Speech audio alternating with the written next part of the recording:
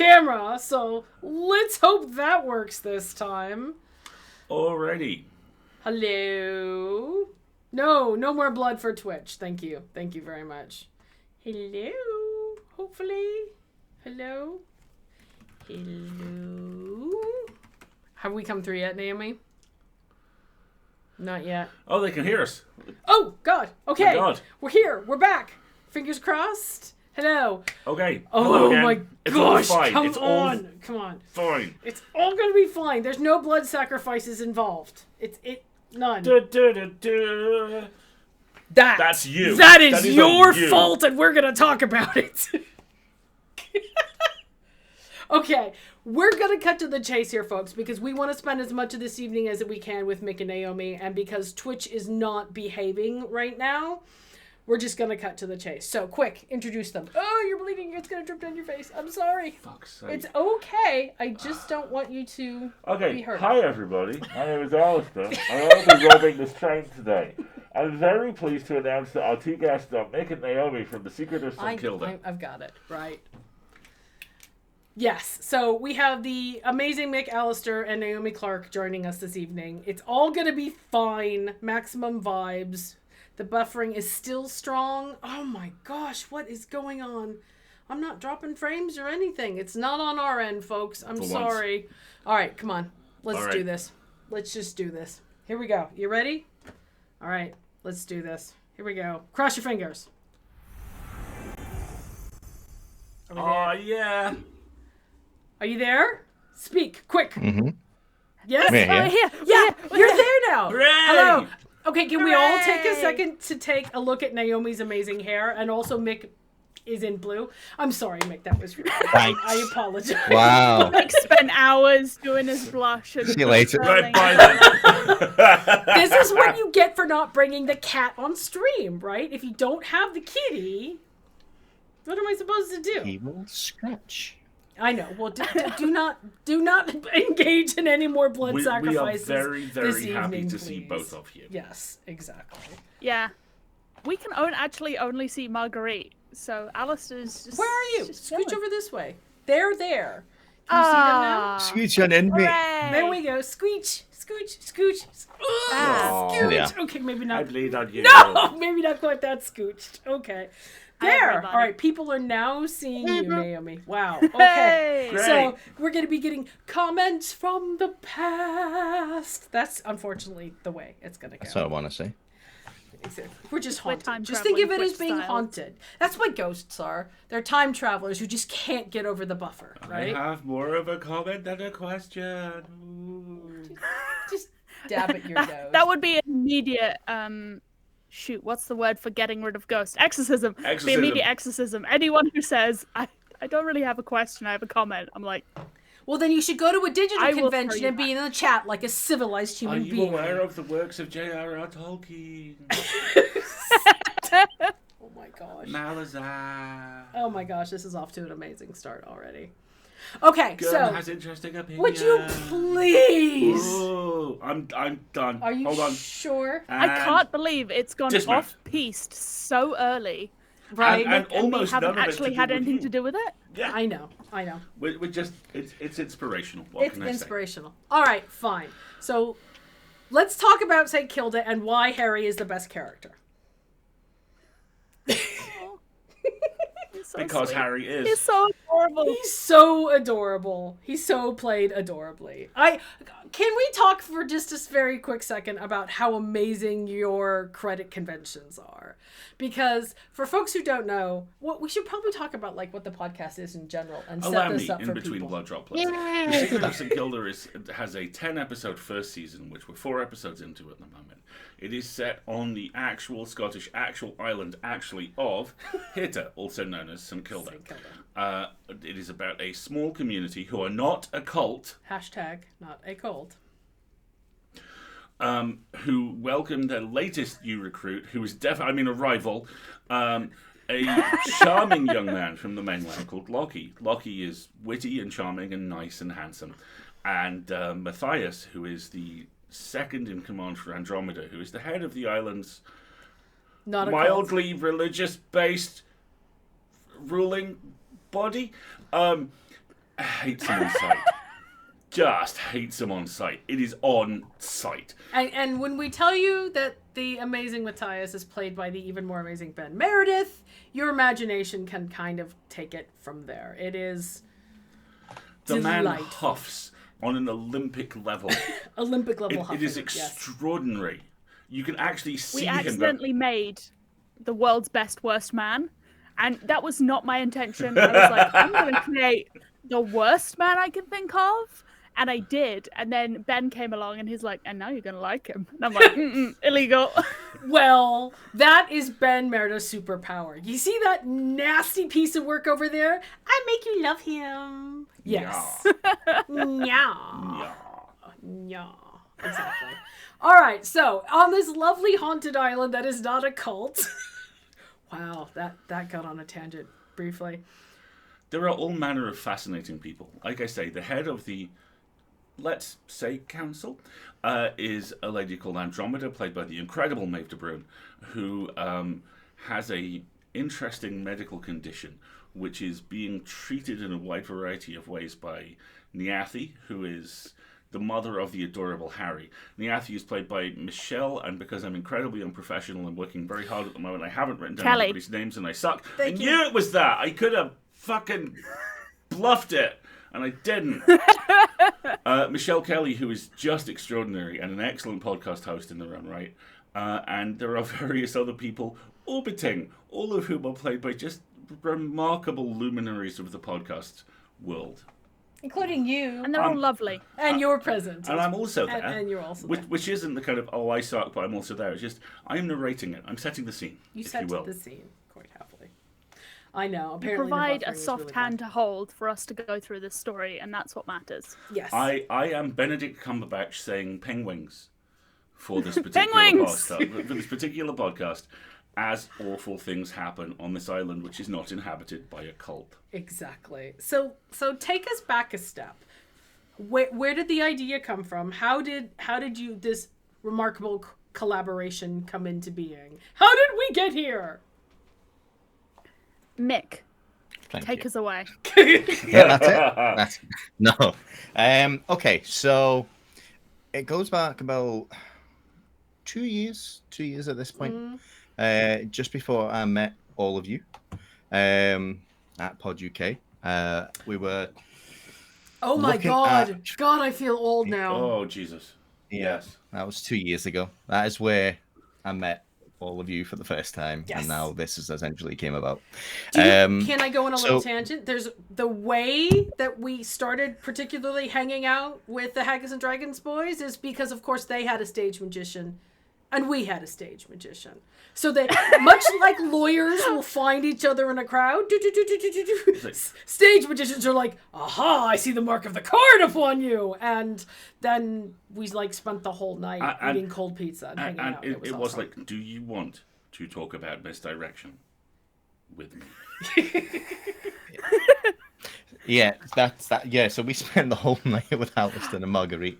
I'm learning this for the first time, and I am horrified. If I'd known, I would be, this whole it wouldn't exist. It wouldn't exist.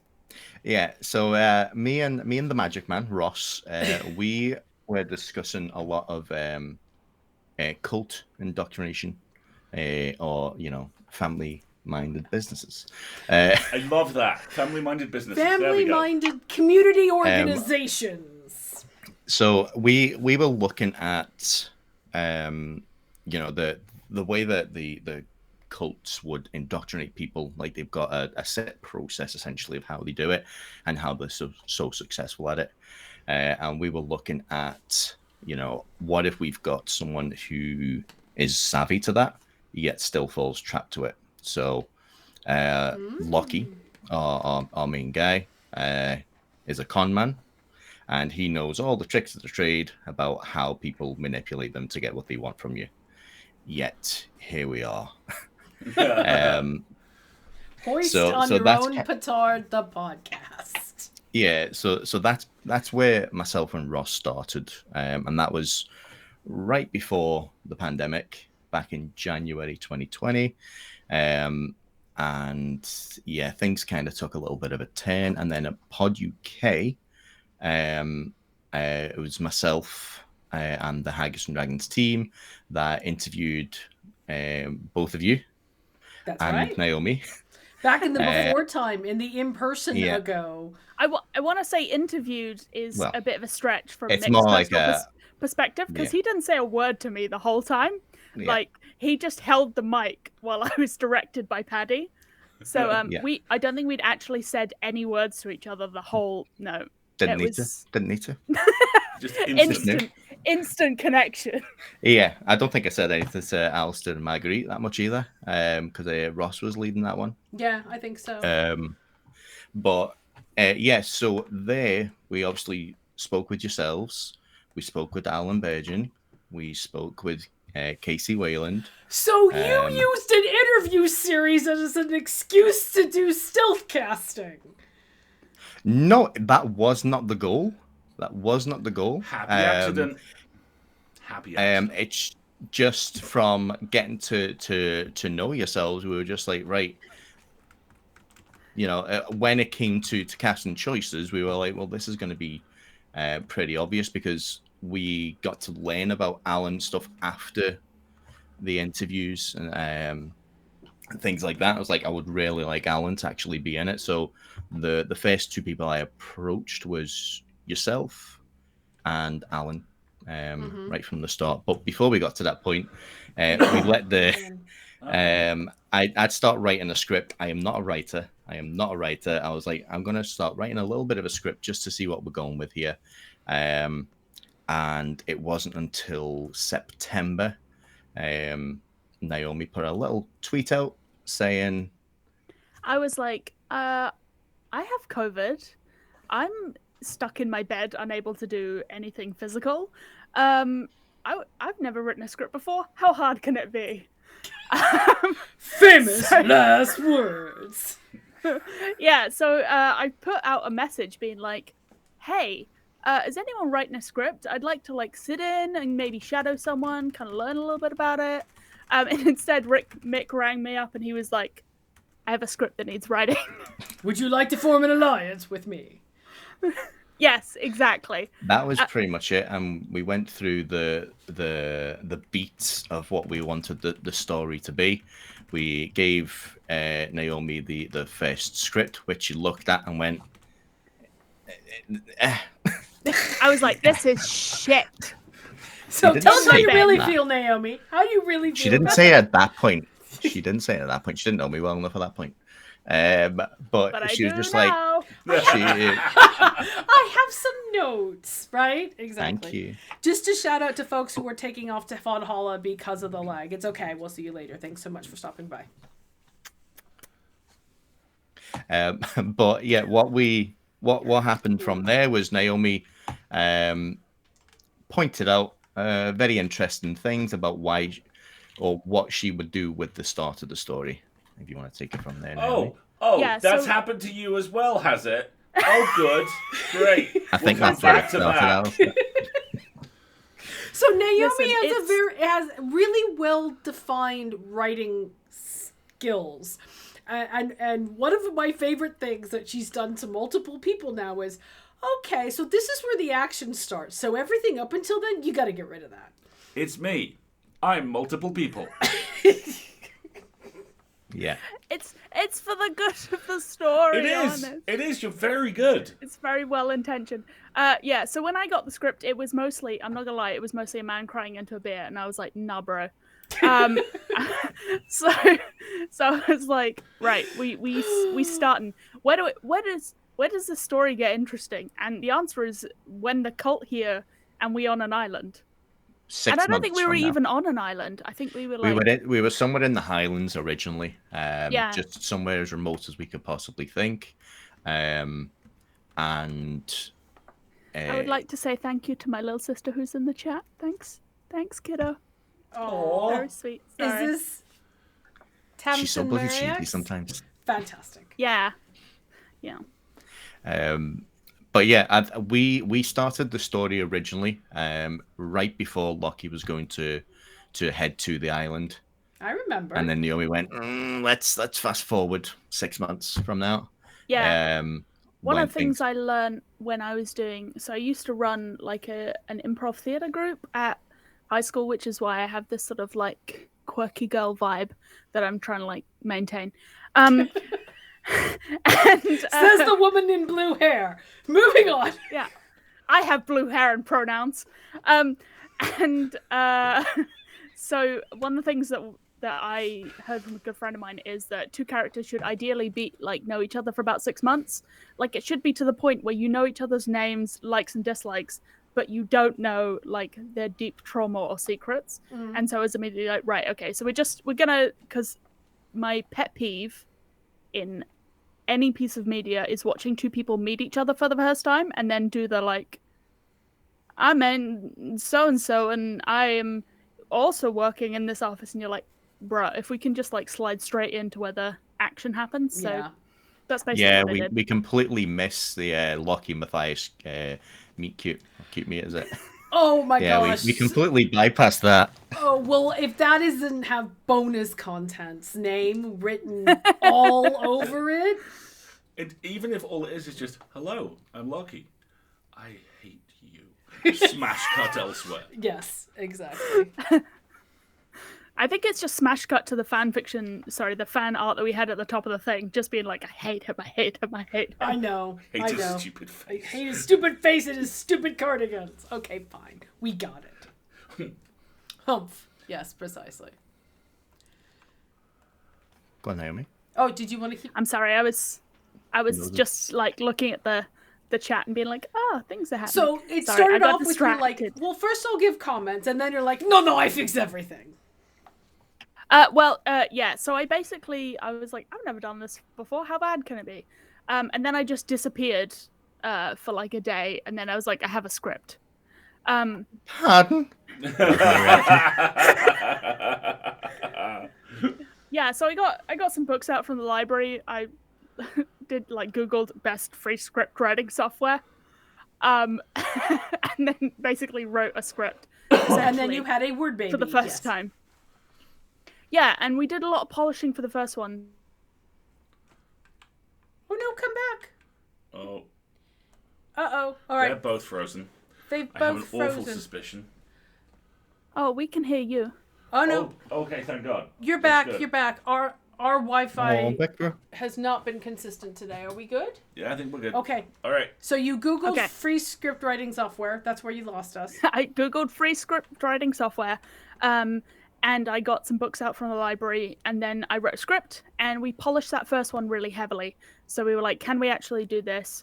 I sent it to a load of friends. I got some like quite harsh feedback from people who love me very deeply, which is honestly, it's horrible, but it's the important part where the good stuff happen. Yeah, having a friend who will read something and say, yeah, I like it, is valuable. Having a friend who will read something and say, I love you, but this is crap, and here's why, invaluable. Just as a quick aside, and this very much rallies with your practice, one of the other best bits of writing advice I ever got on the exact same project, in fact, was one of our closest friends who read the opening, basically sat me down and went, you're amazing, but you introduced 9 people one after another. Never do that. Yeah. Never do that. Oh. Hello, my name is Face. Really? My name is this. Good. Oh, you okay? Yeah. Oh yeah, I'm fine. It's just going to bleed forever until I die, that's all. Now you know what it's like being a woman. So there. I knew you were going to go there. I fucking knew it. So content warnings for tonight's stream. I'm teasing, Naomi. You're fine. Everything. You're fine. It's just, Naomi, we love you dearly. You are all vibes. So, this whole kind of one of the earlier versions took place earlier and in a slightly different location. Is this the other thing I did for you? Because I have a vague memory of doing a very small thing, which was kind of loosely Haggis and Dragons related, and I'm not sure whether that was this or not. On a dock? On a dock. Yeah, we've still got that. Oh, good. Yeah, Yes. I didn't write it, so it didn't get published. Yeah, that was my writing. It's Hashtag not as humble good as Naomi. brag. I know that. No, but like, it's one of those things where it might be bonus content at some point. I figured that We was the just don't case. know when it's going to be relevant. Hi to our raiders. It's 2 minutes late. Hello, Mer. We will catch up with you, Hey, or Mer. you will catch up with us in several minutes. Because we have massive lag. Yeah, because but hello to the raid. I figured that I'm aware that the process is iterative, and I was like, I've done something else for you. Which I hope I haven't put something out. I don't think I have. Let's move on.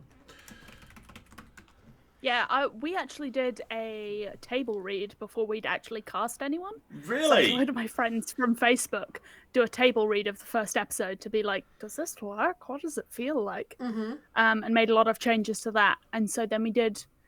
That then meant that Mick could take the first episode to people and be like, this is what it looks like. Is this something you'd be interested in? Mick, take it away. Yeah. And the first people I called was Alasdair. Can I tell this story? Because this is my favorite part. Because when you first approached Alasdair to have a conversation about this, you thought that he would be Matthias. Yes. So we were looking at Matthias first of all for Alasdair. But Wow, that would have been a different story, huh? Yeah. Well, but yeah. So this dovetails into one of my other favorite stories about Star Trek Discovery. For people who've seen season 1 and season 2 of Star Trek Discovery, you know that there's quite a different tonal change between them, and that's because Jason Isaacs was cast as Lorca in season 1, and then Anson Mount was cast as Captain Pike in season 2. Space Dad. But they originally cast in opposite roles. And having now seen all of that, you go, because Anson Mount had done Hell on Wheels, and so he was known at the time for playing aggressive bad guys, let's say. And I'm trying not to, I mean, Discovery season 1 is 4 years old now. I'm trying not to spoil it, but Lorca is not a nice person. And so I love the alternate dimension thinking about a universe where you were cast as Matthias instead of the narrator. Hello, I'm Lockie. Fuck off. Episode 2. You have to say betrayer. If you're being Matthias, you have to say betrayer. Hello? Oh, betrayer. Betrayed anyone recently? Good. I hate you. I hate your stupid jawline. Your cardigan is awful. Good day. I said good day! Hang up. I would still have listened to it. I know. I would have. I'm sorry, Mick. I didn't mean to interrupt you. I love that little tidbit. No, it's good. It's good because we were in discussions with yourself before we'd had the script ready for you as well. Like, we've got this project, we want you to be a part of it, and obviously it was just more about down to the role. And when you had read the first script, it was actually Alasdair and yourself who said, "That's very good that you've got me lined up for Matthias, but how about Ben Meredith instead?" Yeah. So that was based on your recommendation that I then approached Ben to go at it. The exact same approach for yourselves. I was like, listen, don't know if you'll be interested in this, because I know it's like a lot of Rusty Quill stuff that they usually do. And I think we got like Alan the same day as yourselves, with the same We script. were an untested product, very much so. Yeah, and we're just like, this is our first audio drama. Yous are very established people in the indie audio fiction world. Like, we do not know the right way about going things at this point. And I think we were very transparent and open with everyone about that, just to say we want to aim for the best that we've got. I want to... Yeah, and I think... Sorry, you go, because, you know... I was just going to say that one of the things that Mick said to the Haggis and Dragons crew when you started was, okay, if we're doing this... Oh the no, best you dramatic lag cannot lag ever. there, ever. That's not allowed, Naomi. Come back. No, that's so unfair. It's still green.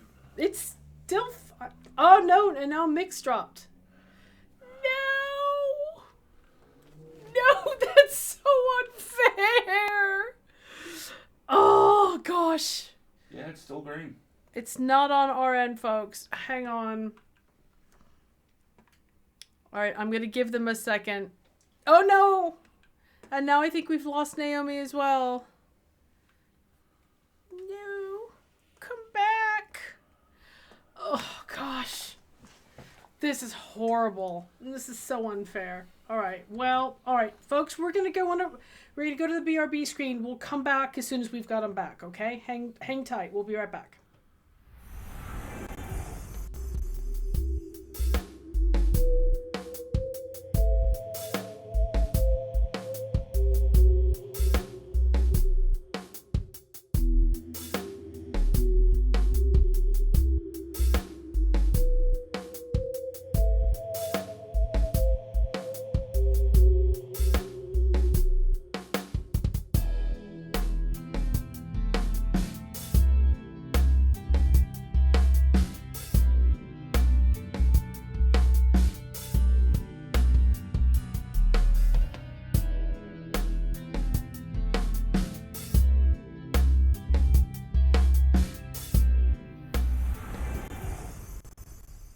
All right, let's try that again. You literally said something like if we're gonna do this. If we're gonna do this, and then you froze, and I'm just like, yeah.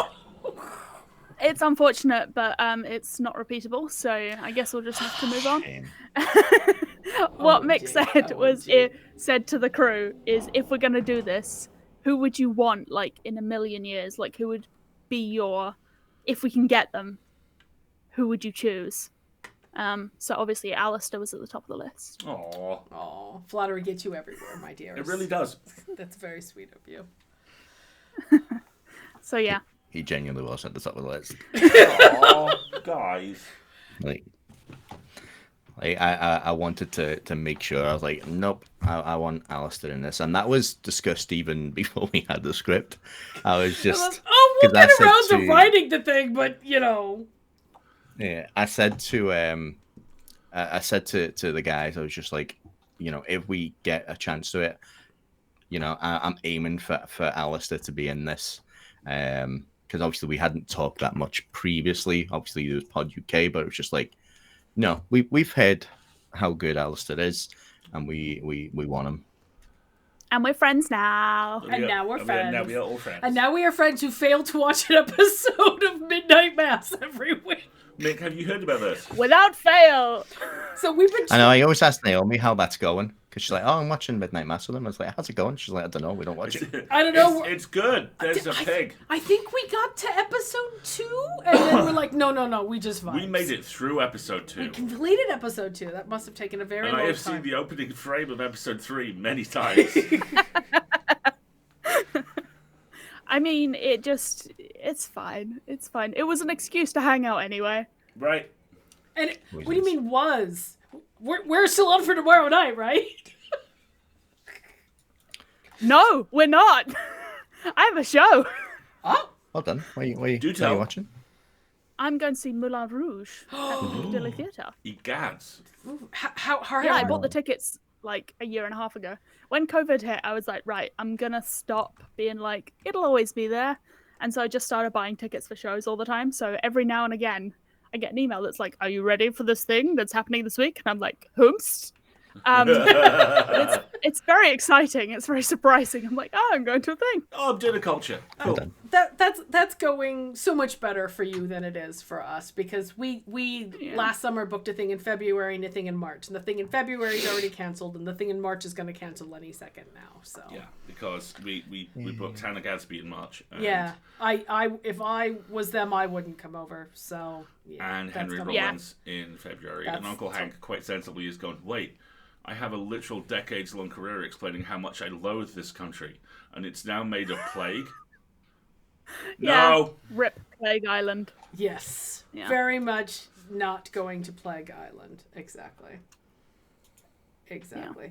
All right. So you were literally casting before you had finished script writing, and then you did casting, and then you did script writing, and then. Like my next favorite thing you did, which I think from now on every podcast you should do for the end of time, is you did video table reads. Oh my god, yes. Those were so much fun. Talk about those.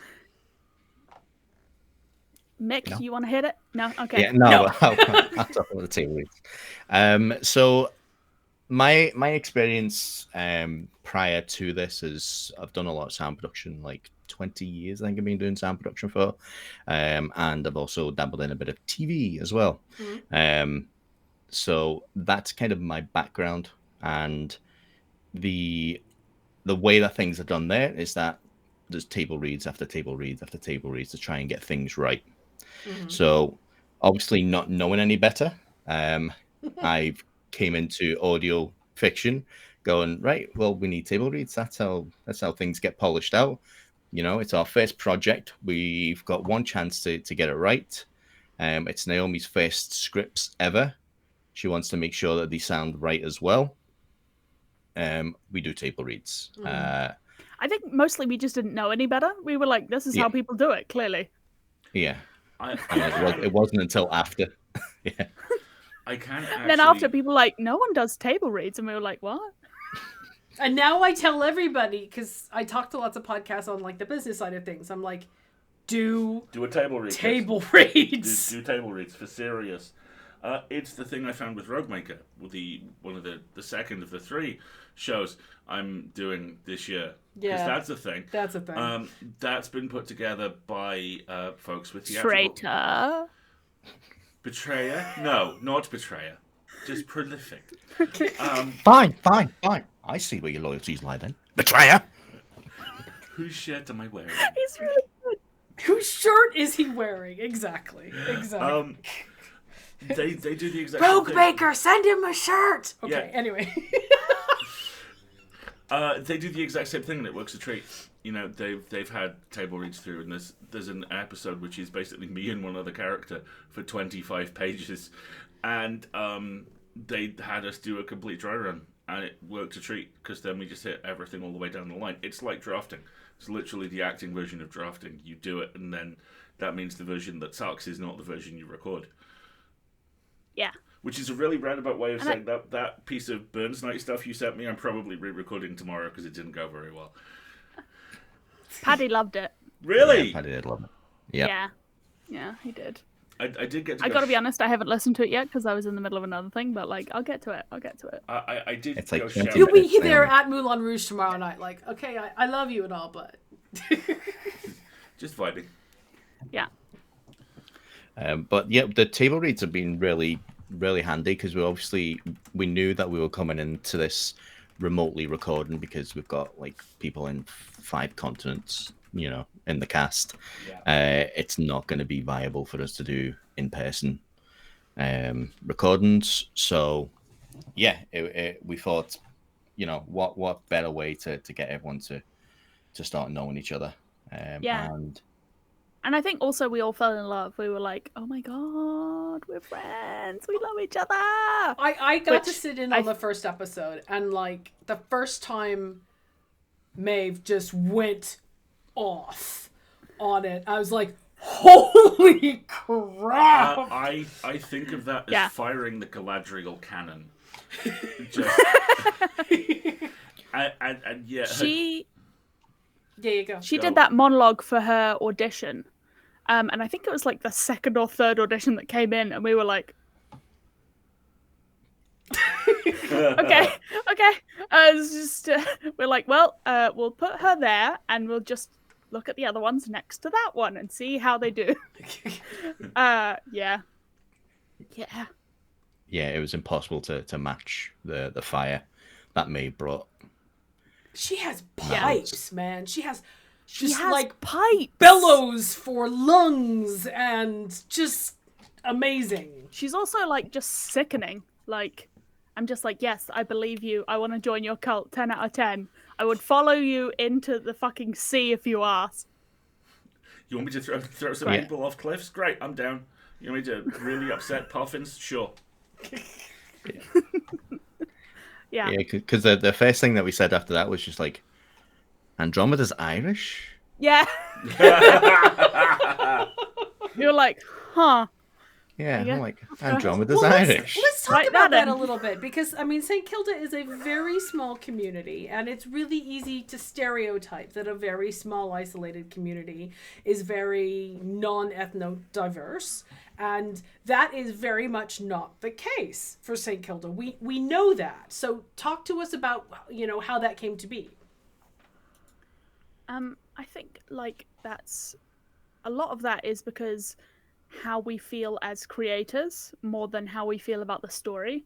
Do I it. think like I feel like I mean Scotland is a place where people just go and travel and emigrate everywhere all the time.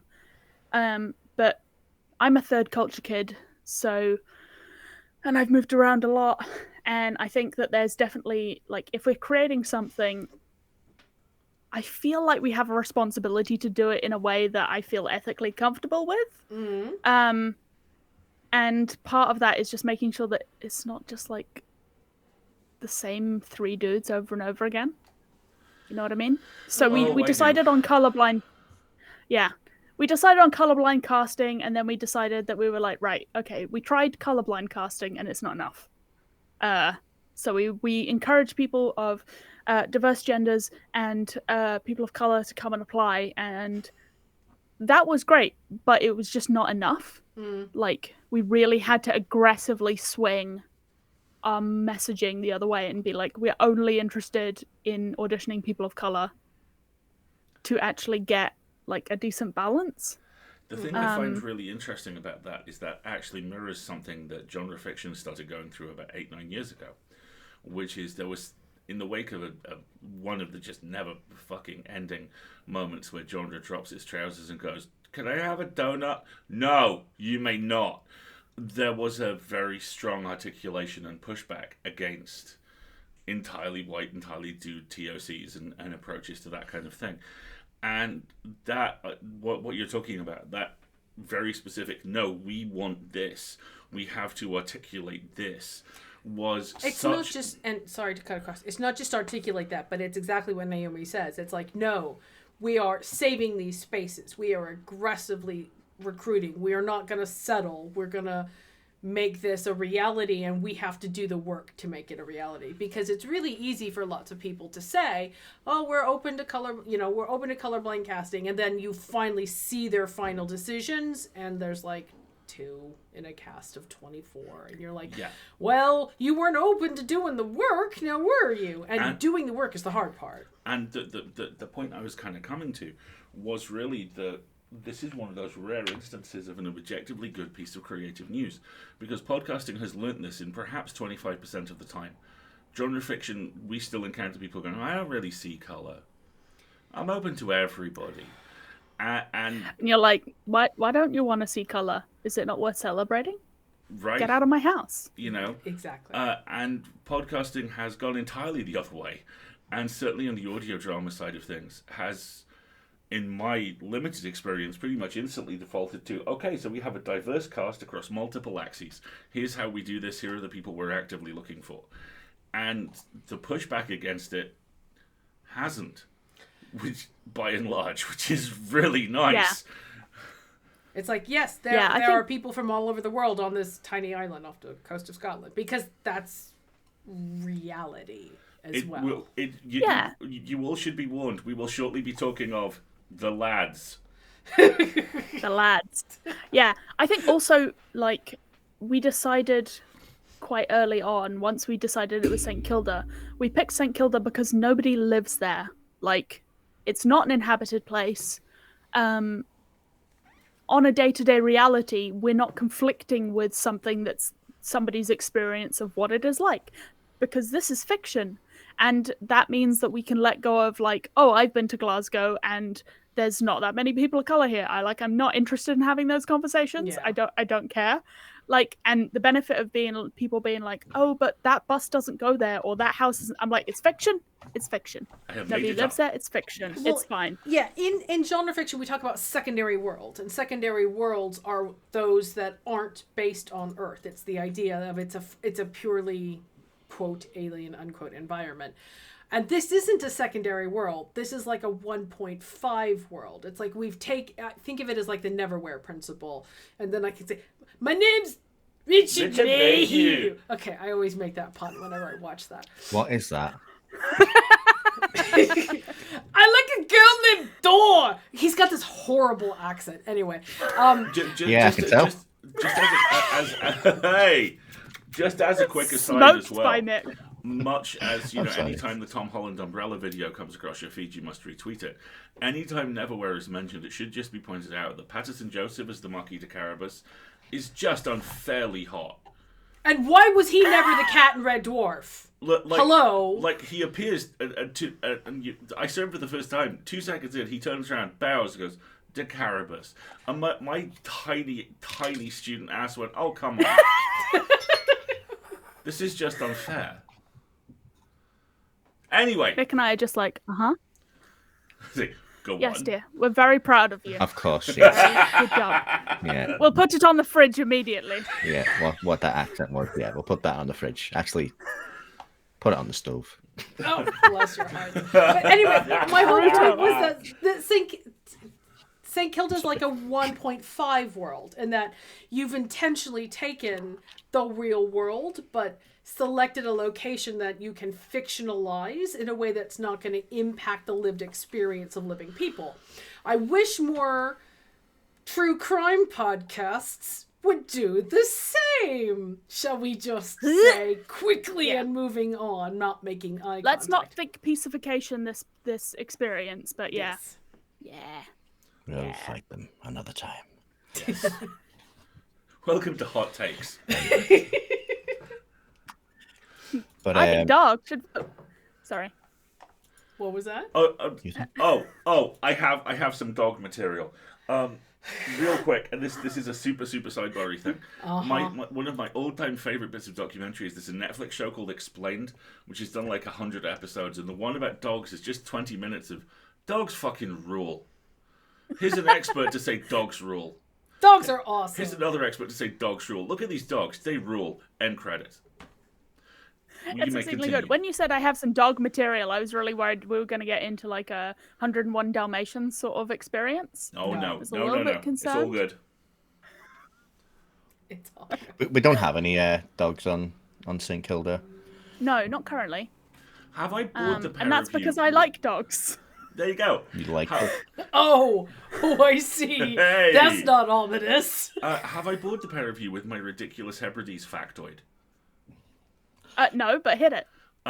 Legendary British directorial film duo Powell and Pressburger, best known for A Matter of Life and Death, which may be the best film this country has ever produced, made a movie set in the Hebrides about the last generation on one particular island that was basically at the point where it was evacuated because influenza rendered the population too small to be viable. Because Powell and Pressburger lived in the 1950s and weren't well, their response was what's the best way we could do this? Well, we'll go there and we'll build accommodation and sets and a film processing lab and we'll live there for 6 months until it's done. And Until we all get influenza and die. Just live the story. And they did. And they wrote this a legendary film text called 400,000 Feet on Fowler, which refers to how much film they processed on the island. And I found out about this one day at a very strange job I had, which gave me a lot of internet time. And I had just discovered Abe Books. And I went, oh, I wonder if it's in there. 400,000 Feet on Fowler. It is. How much? £15,000 for a copy. Yes, no, thank you. What? Yes. That's what I'm gonna sell us for. 15,000 of your Yourself? pounds. Yeah. The next episode's coming out and now at a premium price, and it's that. So Wow. no, just episode 10. Episode 10 costs £50,000. You can get the ending for this low price. Yeah. it's gonna be good. Can't wait for that one. Yeah. Spoilers. No. What saying? no, I can't wait for the season finale. We're not gonna do any spoilers in the chat, but that's right. That's all right. Yeah. So, yeah, where were we? Yeah, we had. We had a topic? Who knows? That's not how this works. Yeah. Show us Oscar. Oscar. he's gonna be. He's too big. That's okay. he weighs so much. I'm afraid to take him to the Please, vet. 'cause my they were like, arms! They are so tight! Please, my feline son. He is so hench. So I went up to visit Mick. So based on the fact that we wrote a script, we were on the phone all the night, like every night until like 3 a.m, for like 6 months, before we were like maybe like only every other day. And then I went up to Scotland to see family and hang out with Mick. And we'd not met before that really, except for seeing him behind a camera. And I was just like, I'm going to stay in your house for a week. You're okay with that, right? I live here now. I live here now. Otherwise, I have to go and live with my aunt who smokes many, many weeds, which is a lot. And then my jumpers smell bad and I'm not into it. Fair. But when I arrived, Mick was holding Oscar. Like, he holds him like this up to the ceiling. And I'd like you to know the cat is fine. The cat is fine. I checked, no ill effects were suffered. But he does like lift it to the ceiling and then just like hurl it in general. Onto the sofa. Onto the sofa. And how does Oscar feel about this? I'm just curious. Well, it comes back. So it's like, do it again. But isn't really weird to be like going to someone's house and then just watch them like yeet a small animal across the room from the ceiling height. At least he didn't say like, catch! Yeah, no, I don't think that would have gone very well. Do that. No. And it was only like 5 feet. My house is small. You're just also not very tall, but yeah. Yeah. I'm not a midget. Rude. You And are then, yeah. not tall, and I am not tall either. In all fairness, we're both quite wee. Yeah, that was a rough a week. week. That one. It was a week. So you didn't. Yeah. So what was, other than like vacation, was the intent vacation? Let's actually meet, or was the intent we have a specific task we want to accomplish? Real quick. Yeah. Thank you, Valhalla folks. We'll see you in there, and welcome newcomers. Yeah. Hooray! What did we do? Well, my cat died. My cat died like Your 2 cat days died. after you got up. Yeah, I wasn't going to mention it on stream, but it was like, Yeah, it was it was really rough. Yeah. So yeah, it was kind of a strange time for both of us to be like meeting and hanging out for the first time. And then I'm just in tears for like half the week. Oh, I mean, very fairly. But Yeah. I did get to meet Wee Smudge, so Yeah. So. yeah. Yes, And I went my to boy. see my grandmother, Mm-hmm. who lives actually like 10 minutes away from Mick, which is very weird, in Scotland, and see family and do all that jazz. And then I think we weren't writing scripts. Were we editing? We were pretty much getting everything ready for launch, and we needed to obviously make sure the Kickstarter was all good to go. Oh, it was as well. Kickstarter. That's what we were doing. Filthy lucre. Yes. Surviving Filthy the capitalist lucre. hellscape, folks.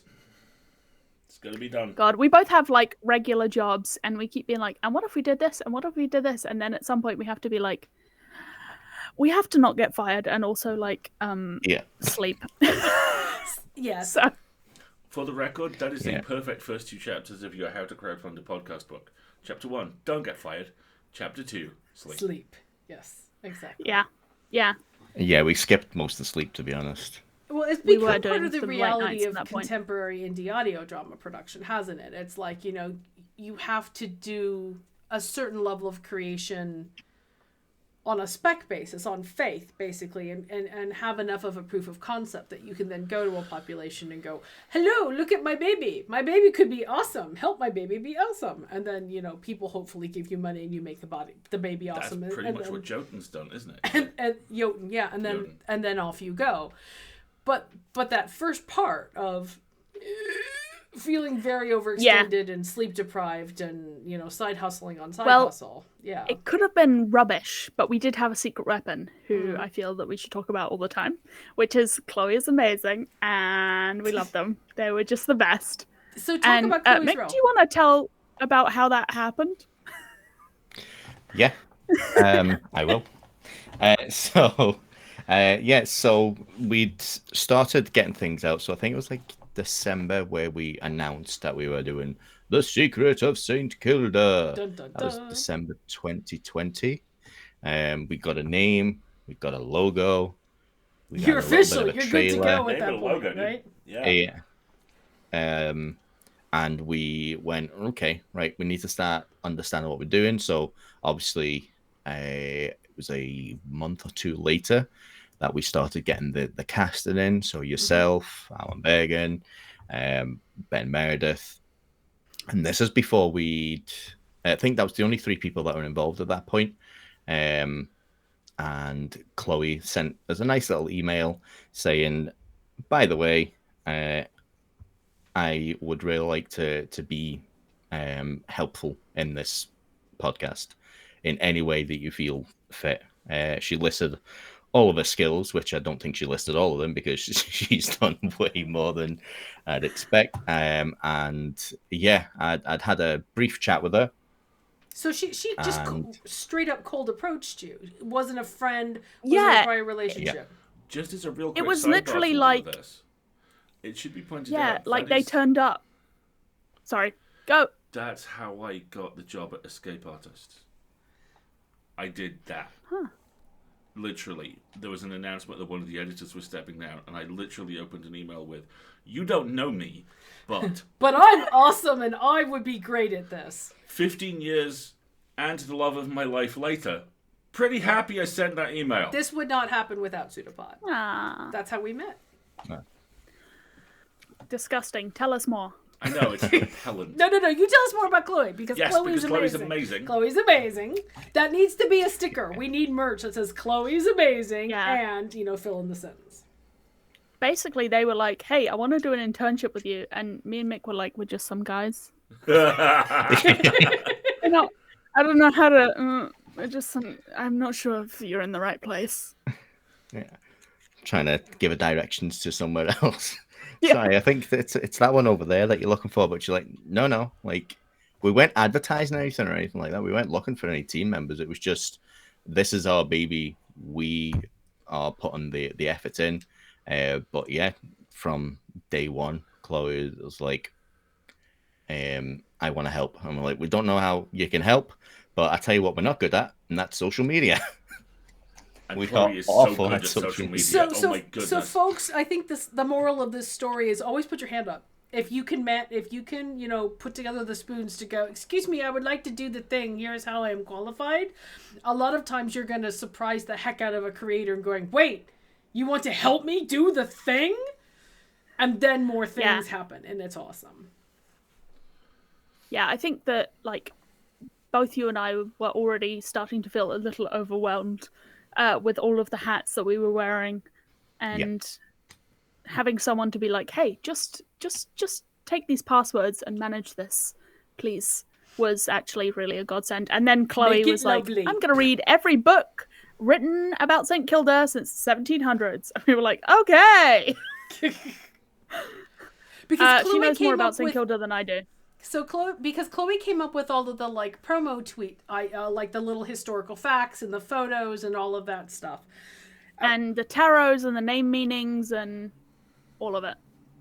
And that's the other kind of reality of modern audio drama is basically what I call pre-buzz.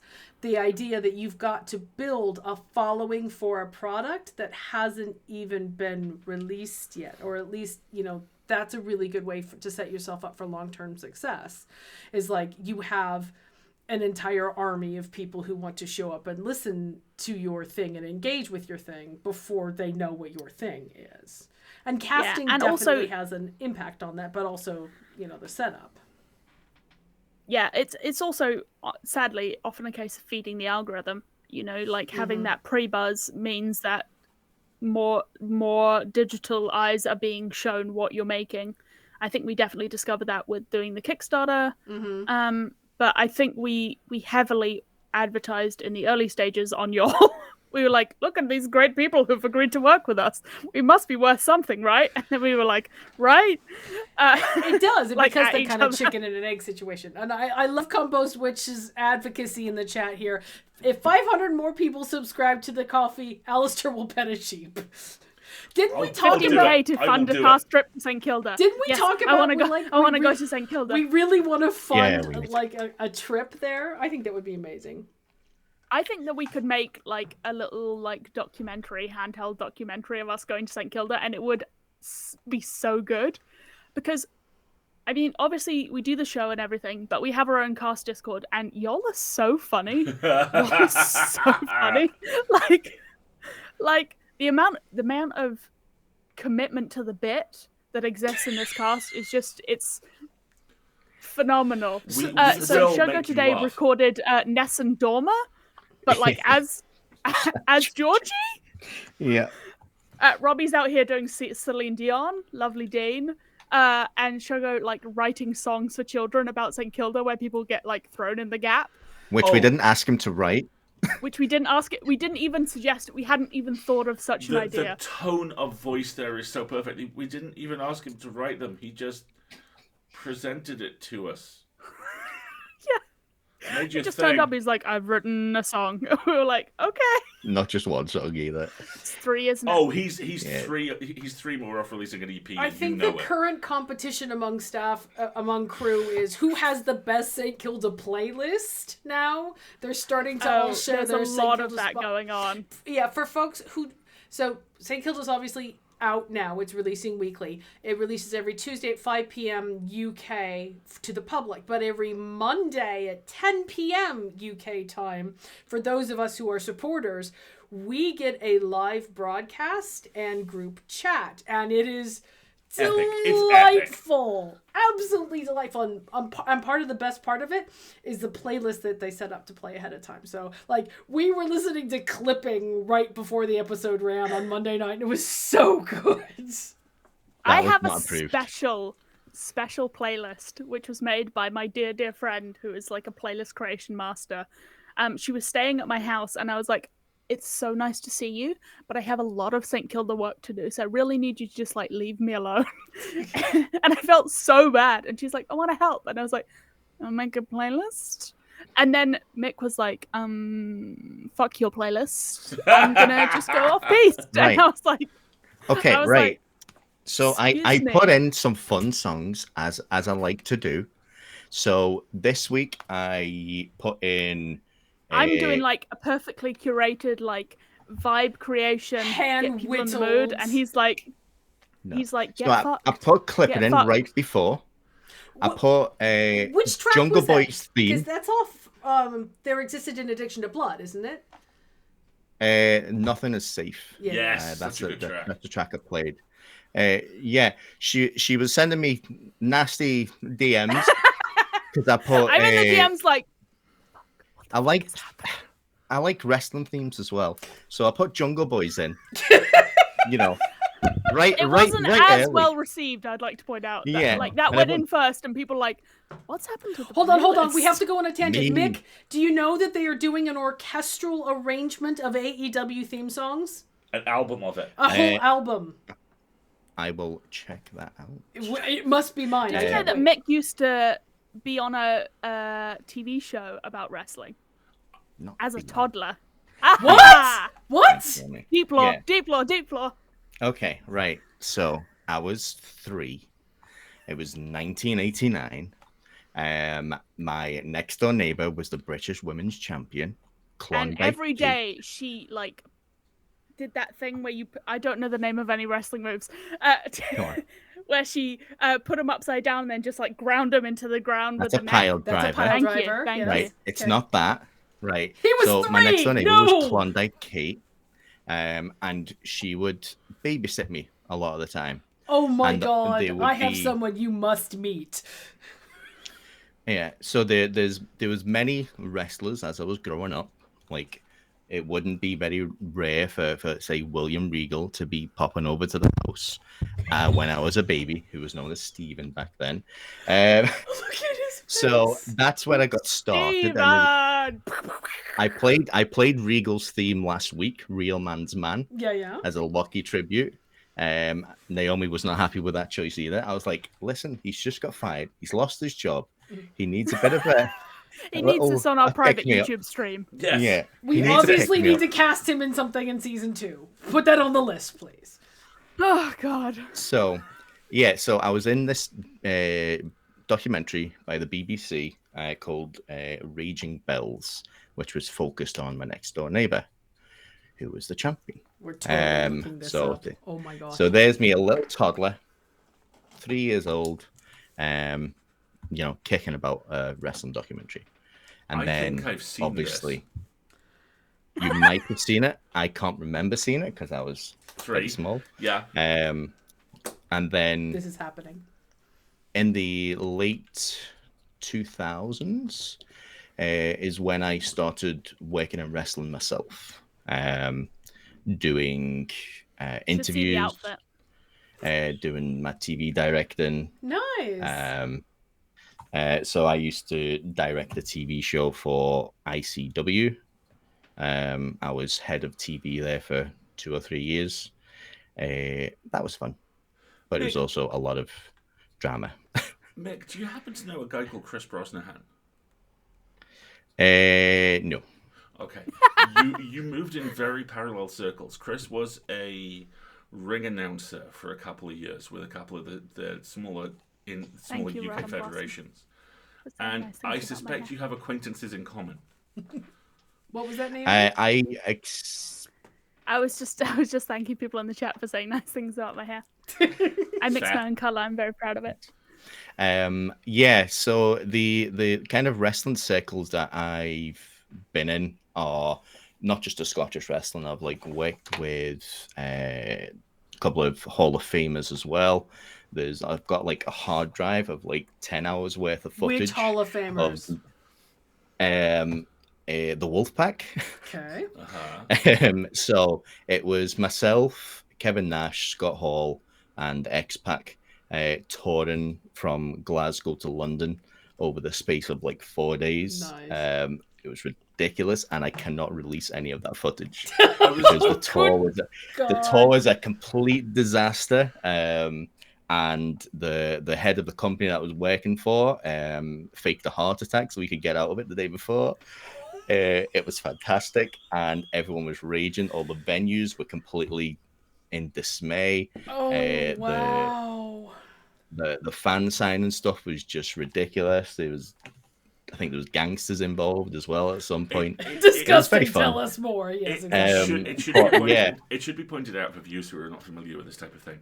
The Wolfpack have a certain reputation in a profession that has a certain reputation. Let's leave it there.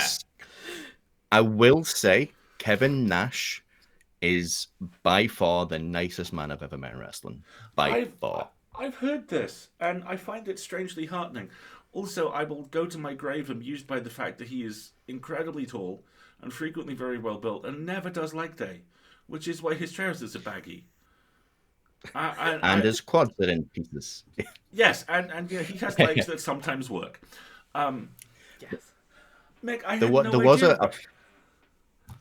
I'd wrestled through my bones, but there was one part on that trip where there was a road rager decided me and Marguerite a road rager decided to cut us up, and got out the car, ready to try and fight whoever was in the van with us. This sounds delightful. Oh my goodness. Kevin Nash is 6'10". Yep. Scott Hall is 6'8", and X-Pac is 6'4". He's not a small man. And they just all got out the car, and the guy just turned around and went, "Nope." No. Exactly. I have made a mistake. I regret everything. Naomi, I'm fighting my every urge not to go get my Roddy Piper figure that's sitting behind my head right now. So, yes, okay. Sorry. I grew up in Portland, Oregon with classic Portland wrestling, so been there, done. I got nice feedback about Roddy Piper. It was when Drew McIntyre, because obviously he was the ICW champion, he'd come over quite a fair bit, and when he was with the WWE, he would hide backstage and just watch the show. And one of the things they told me as well was like how have you been enjoying it? Because obviously I was directing the TV show at that point. And he's just like, what I do is I take the videos over to Roddy Piper's house every week, and we sit there watching the wrestling that I've directed, him and Roddy Piper. And I was like, that's nice. And then unfortunately he died. Jesus Christ. Naomi, it happens like every week in wrestling. Don't worry about it. Well, It's awful. This We've is what got to happened. start an investigation to who's killing all these wrestlers. Themselves. Josh, Do you want the serial answer killer. to that question? Because it starts with Vince and ends in McMahon. No bummers, no But bummers. let's not go off on it's- that. It is the harshest sport or entertainment to watch. You have because professional MMA grade athletes who are provided with no support, mental or physical, no health care. They're expected to tour 300 days a year. It's They're awful. independent contractors. It's a meat grinder what happens to these no. poor folks. Yeah. Yeah, it's bad. Hooray. It's Okay, bad. okay. But, So back to cheery horror podcasting as opposed to the grim, grizzled reality of modern day wrestling. we'll talk about that another time. I'm Oh, sure. we have to. Oh, we will. Next, okay. In the future, when in-person events are safe and accessible again, I really hope we have a Pod UK, because if we do, I'm just gonna stay there for like 2 or 3 days, and it's gonna be amazing because we have so And much we're to gonna talk do about. karaoke. Oh God. You do know that if I'm reading it right, one of the folks who does Pod UK is training as a wrestler. What? The magician, I believe it is the magician, who is one of Jess's team, is also now training to be a pro wrestler with a What is pirate gimmick. happening? Okay, so obviously What is happening? we now need the audio drama horror stage magician pro wrestling crossover podcast. Yep. If any of our cast can do stage magic, Don't. yeah, I'm sorry. I'm gonna hold that in. Oh my gosh. It's fine. Oh my gosh. Oh. Love it. I have All a right. problem. It's We fine. have been talking for over an hour and with tech issues. So I have a question or two. Yes. Go. So chat, this is a good time, when you catch up with the lag. In about 3 No, minutes. it's okay. Everybody hydrated during the wrestling talk. It's fine. You think so? Wow, Naomi. Pie Wow. band. Everybody went to get a drink. Bonjour, la police. La police will not help you. First of all, Compost Witch wants Alasdair to please say, I hate him with his stupid designer cardigans and his stupid jawline. They want you to do the Matthias line. You have to be Ben now, but you have to be Ben. I hate him. I hate him with his stupid designer cardigans and his stupid jawline. There you go. Nicely done. Very good. So we'll let the chat Do come up Shogo. with questions. Do Say again? sugar. Well, Do Shogo. Sugar's obviously much deeper and much softer and has far more of a really very good BBC nature documentary voice than me. Unless, of course, he's playing one of the lads, at which point he's a little bit, all right, I will headbutt you, but I'll probably put your nose back together after I'm done. Sit In all down, fairness, fine. that's a lot of what Shogo is like in real life. Sit down, When Shogo Matthias. turned up, I Oh, was you like, are. "You're so skinny. Why are you not beefier? You're a beefy lad boy." I love his scarves. That man has tremendous style. Yeah, I mean, he came to our house for Halloween, in a corset and long stripy socks and a skirt. So there was a lot going on. Oh, And let me my tell you, goodness. the corset did not fit. It did Was not that the fit. first time you met Shogo? No, he came to my birthday previously, turned up and gave me a single Parma Violets packet for my birthday, and I was like, "Get the fuck out of my house!" Go away. Oh, God. No, we shall not get into the whole Parma The violence dusty chalk thing. fail suite. Dean, I love you. You're wrong. Let's move on. Let's move on. Naomi, don't you dare. Oh, my God. God. I love that you brandish I don't them. like them. I love that it's out I of have to focus have when them you now. do as well. It's so good. No But yeah, free product placement. but yeah, Shogo has one of those voices which I kind of want. She's very, very reassuring and nice, and also still has some edge to it when it needs that. I admire them hugely, and I admire them even more when, because you saw he got he got a dub job Tracy. for a Korean action movie or an overseas action movie, pardon me. And I went, that's great. And Shogo's response was, yeah, I'm absolutely going to spend my fee on DVDs. It's going to be amazing. And I have rarely related more viscerally than I did at that point. Yeah, he's great. He's a real like fun guy on a night out. And he does the thing I like about Shogo is he just sort of hangs out and then he opens his mouth and says the most devastating thing you've ever heard. We've seen that in the Discord. It happens So good. all the time. So good. He's so fucking funny. We need to talk about Dean, given that we're in the neighborhood. Oh God, that's Dean gonna be is the name so of a lovely. podcast. He is. He's absolutely delightful, and they're like Dean He's has so in 10 it. and 11, and that's it. There's like no 1 through 10. There's just 10, Dean and is then there's 11. is the Secret of St Kilda official Loki variant. That's honestly Yes. how I think of him. Yes. He just shows up, goes, "All right, I nicked your car. Here's a better one. You're welcome." You know, that energy is so beautifully presented all the time. Yeah, and it was so when we were casting as well, I really wanted to have like a queer person playing that role Of course. as well because it's got quite a nice like little romantic thing to it. And also we were quite clear on people that were playing queer roles or difficult roles like this is the deal, like you need to be prepped for this is what we're doing, and if you have any problems with that you can just leave, thanks. But everyone's very cool and groovy and no problems. But I always think of Dean as like a little baby sweet boy child, but he's actually the same age as me. But he's just got so much energy and I'm so tired. Well, you don't sleep and you write podcasts all night long. That makes sense. One of the really nice things about those listening parties is scenes pop entirely differently for, I don't know about the others, but as a cast member for me, when listening to them with an audience. And the two that I can think of straight away are the just wonderful, we are the only 2 posh people on the island. Yes, we are. Let us eat French food and discuss potentially interesting things, whilst people around us are just like, you what? I fucking love that. That was Sasha and Angelique. Yes. wasn't it? Angelique. Yeah. Yeah. Who are Yeah. because the energy of that is so strongly kind of, if we will it enough, this place will be sophisticated and not a rock in the sea. I love it. I find it very endearing.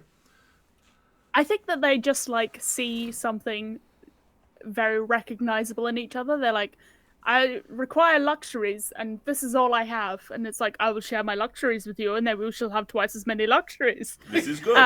But I love that they're like opposite ends of the spectrum.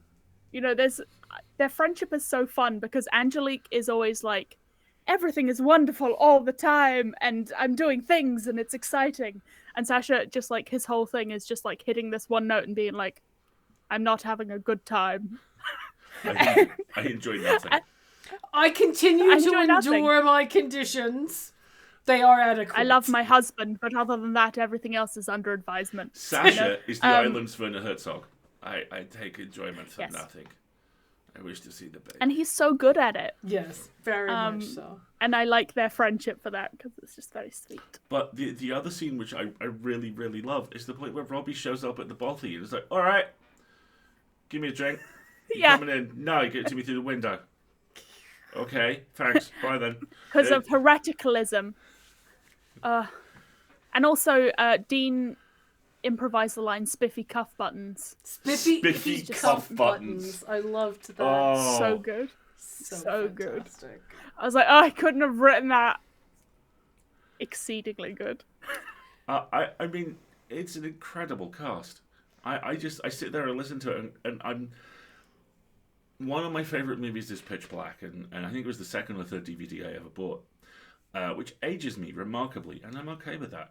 But the commentary on it is spectacular because it is David Twohy and Vinnery Diesel and the guy who plays the cop, who I forget.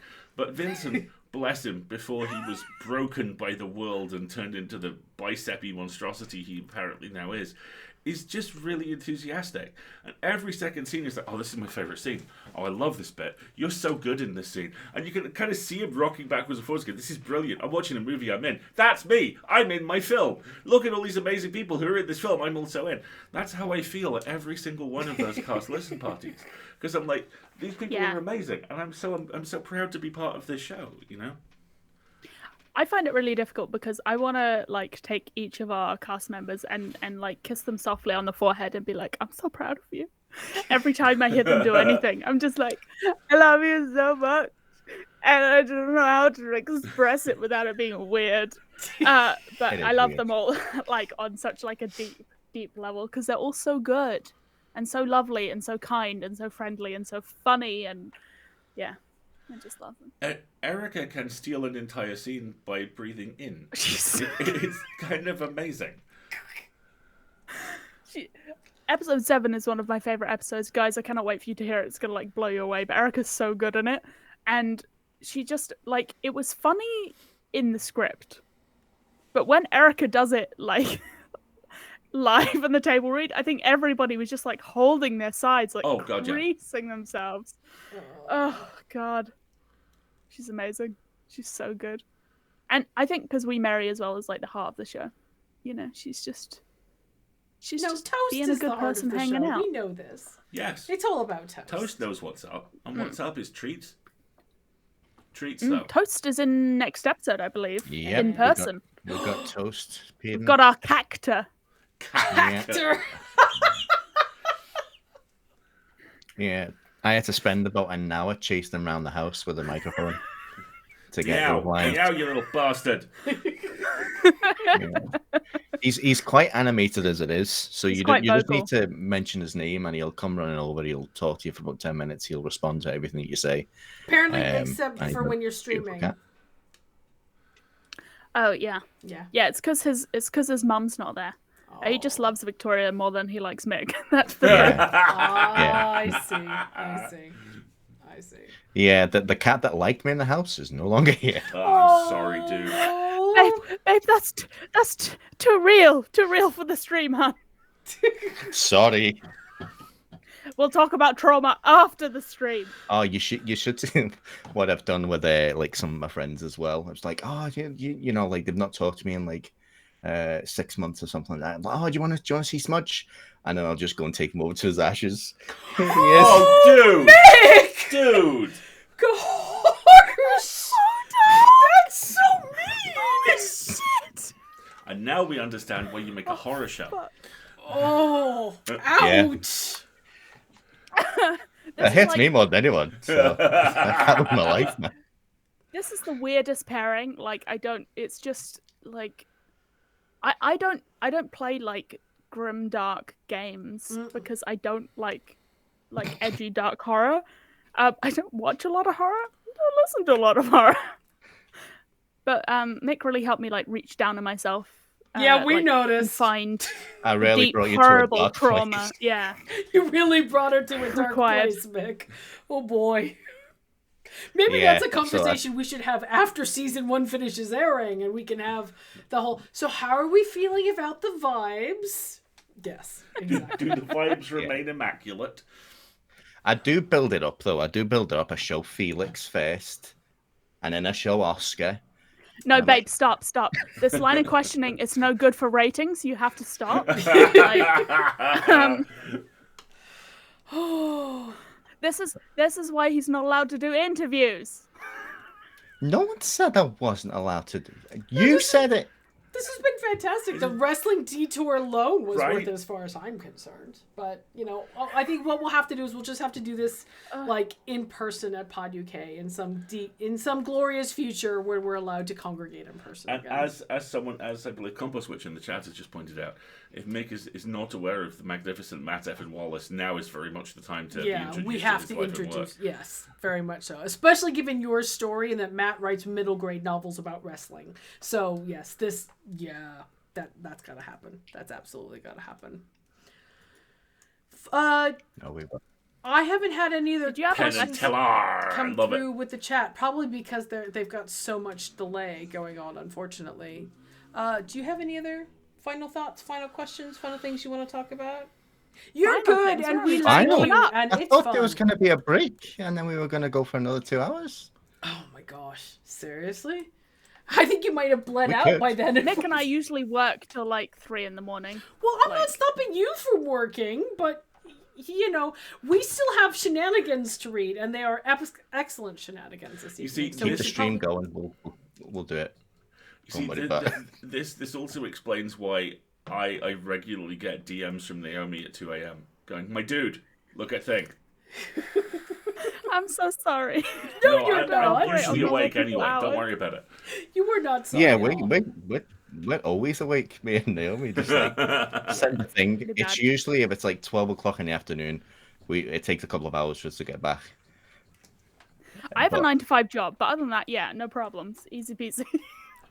The 9 to 5 job is for the sleeping part, right? Oh, we don't say that part out loud, do we? If by hydration you mean drinking 2 more cups of coffee, then yes. Sometimes, yeah, that's hydration. Sometimes that's hydration, but then you turn into shriveled prune people, and it becomes very difficult. Yes.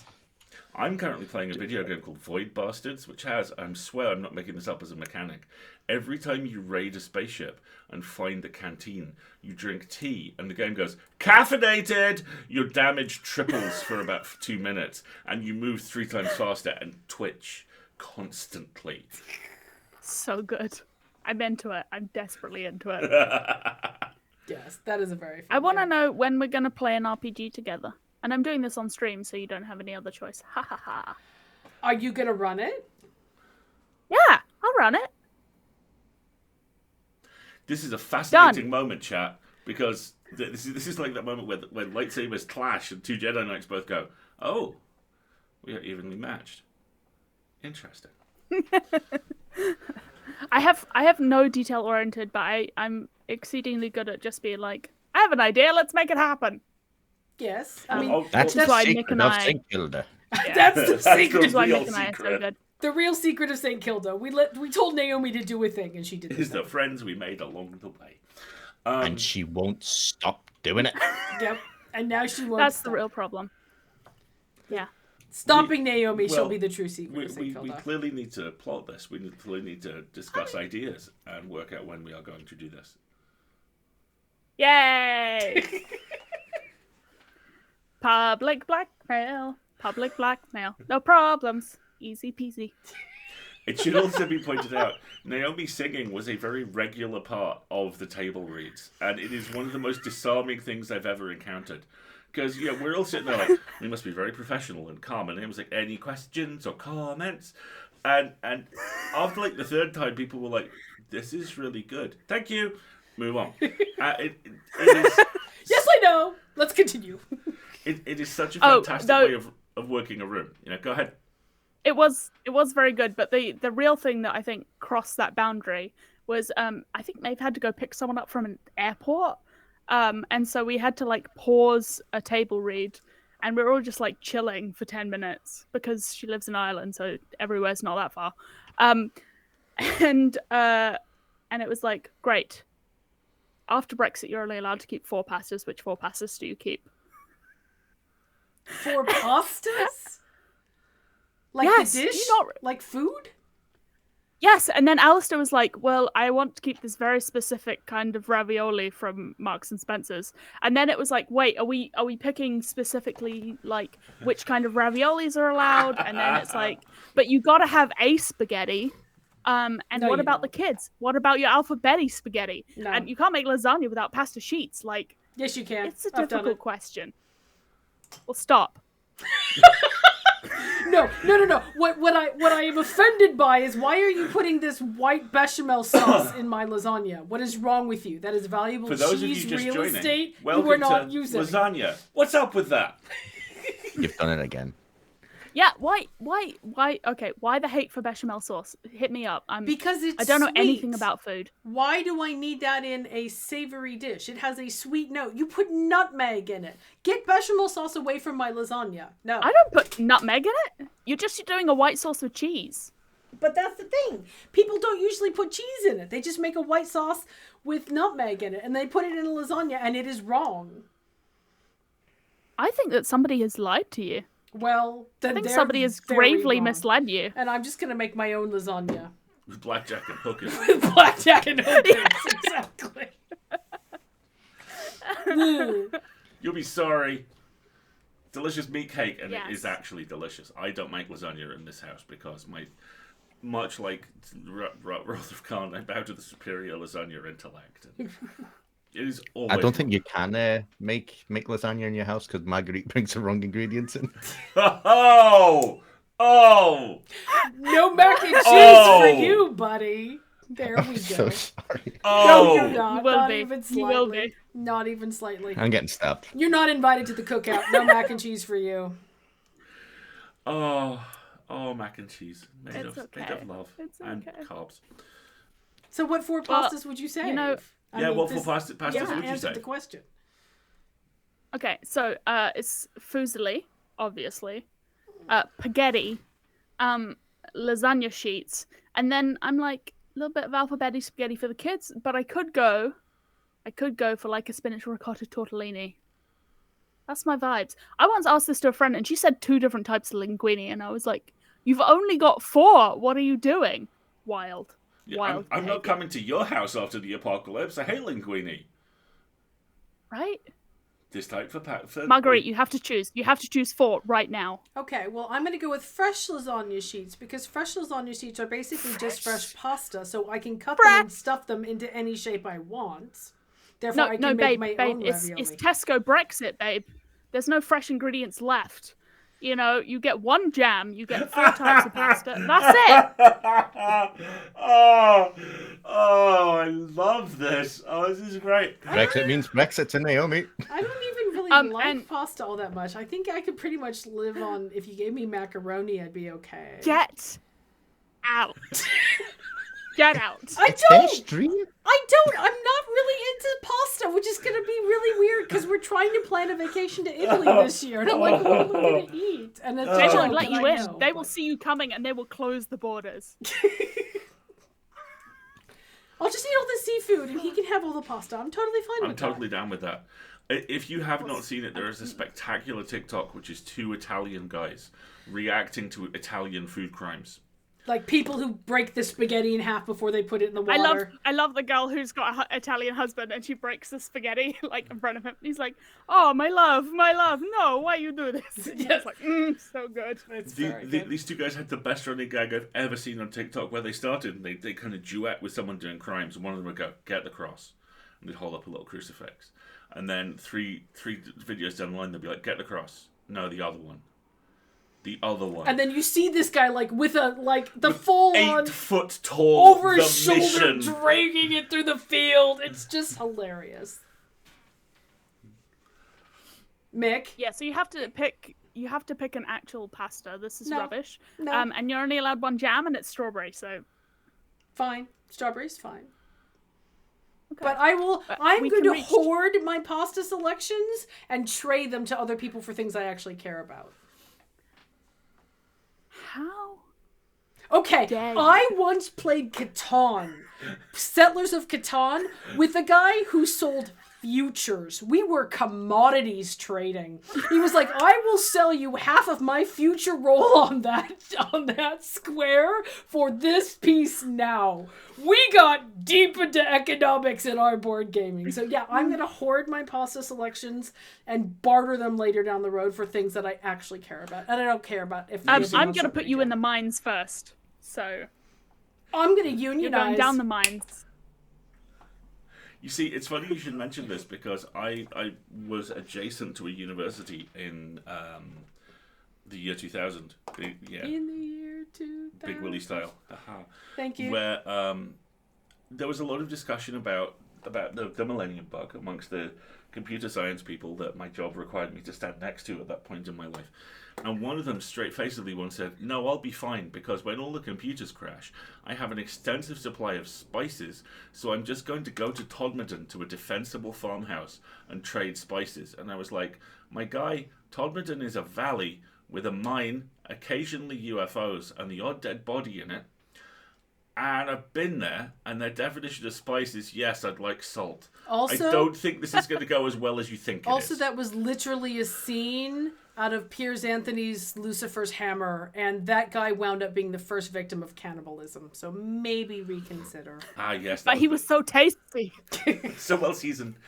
That little known Morrissey song, first in the gang to be eaten. Oh, did I tell you guys about this? So my flatmate watches a lot of true crime podcasts and things. But she also like has a little bit of like an echolalia thing going on where sometimes she just talks to herself. Like a couple of months ago, the thing was like coming into the kitchen to hear someone just whispering to themselves, his arms were cut off, his legs were cut off. And I was like, what is happening? But then last week I walked out of my room. It's first thing in the morning. I'm not really awake yet, so rubbing my eyes. Like I just want to like find a shower and like a croissant. and she goes to me, she's like, if you were in the Donny party, would you eat someone? You're like, and I'm like, Abby, it's like 9 o'clock in the morning. I need coffee before I'm going to be on the line for that. Unequivocally, yes. Obviously, I would. I don't know. Are they made of pastry? They're made of coffee. Are they made of coffee? It doesn't matter. You're starving. The better. It's not about would you eat someone. It's what part of them would you eat first? Because there's going to be a point where you're like, do we eat the head? Is that okay? We need to. If we are going to go on this tangent, we should probably stop there because I literally studied cannibalism and sociology and anthropology. That was my favorite She has subject. degrees in cannibalism and law. Yeah. I have degrees in medical forensics. I did osteology. Here's a box of bones. There's your final. Nice. I book good. You book good? I book real good. Yeah, and the short answer is you start with the thighs and then you get the neck because actually that has the longest contiguous piece of muscle in the body. Ah, Yep. well there you go. Genuinely unsure if educated, turned on, frightened, or all of the above. I just want chips. If chips is Spoken healthy, like I'll a take true that. Celt. There are many reasons you are my friend. Now there is one more. Sorry, go. I was just gonna say, like, you can scoff a guy. I'll just be sitting in the corner eating chips. It's Guys, all right. I've got the there's chips. potatoes here as well. So we got a grocery delivery on Sunday, and there was a shipping error, which meant we got 4 times the amount of potatoes. And Marguerite I love that. I love when they do that. Marguerite actually got most of the way through. We're gonna have to return these before she looked at me, and my face was like, But I can do how this. could you? I can do I can do this. We use the Sainsbury's man, and occasionally, the best thing about it is that they gaslight you into like thinking that this is a reasonable thing. We once opened it up and we had like 30 oranges, and my flatmate was like, "I don't think I ordered 30 oranges," and you're like, "Of course you know. Who would order 30 oranges? That's an insane thing to do." But she was just like sitting there, like, did I order 30 oranges? And it's like, no, you can't have. Surely a mistake has been made. But they were like, no, it's fine. This is what you ordered. My parents actually got the exact opposite version of that, where when the first time they tried it, and they are in their late 70s, and they're actually very good with the internet, but their first online shop was a little ropey, because they did get what's in this crate? A banana. Are there others? No.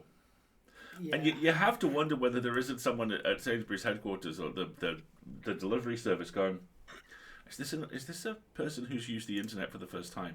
Yeah. Have we coded that? Are you sure? Button? Because I feel like we should. Just one banana. Yeah, exactly. All it needs to be is a dialogue box that says, really? Yes, no. Or yes, or oh, I'm sorry. No. That would be much better. That's exactly. I once tried to order salmon and cream cheese because I bought bagels, and then I was feeling like bougie as hell.